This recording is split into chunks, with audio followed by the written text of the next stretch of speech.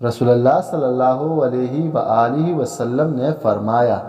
تمہارا رب اپنے بندے کی اس بات سے خوش ہوتا ہے جب وہ کہتا ہے کہ اے اللہ میرے گناہ بخش دے، کیونکہ تیرے سوا کوئی اور ذات نہیں ہے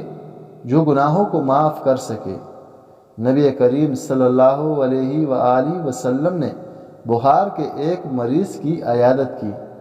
آپ صلی اللہ علیہ وآلہ وسلم کے ساتھ حضرت ابو ہریرہ رضی اللہ عنہ بھی تھے۔ رسول اللہ صلی اللہ علیہ وآلہ وسلم نے فرمایا، خوش ہو جاؤ، اللہ تعالیٰ فرماتے ہیں یہ میری آگ ہے،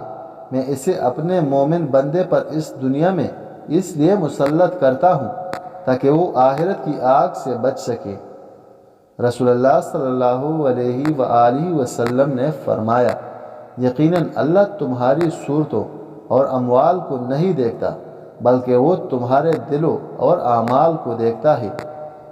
سیدنا انس بن مالک رضی اللہ عنہ بیان کرتے ہیں کہ رسول اللہ صلی اللہ علیہ وآلہ وسلم نے فرمایا،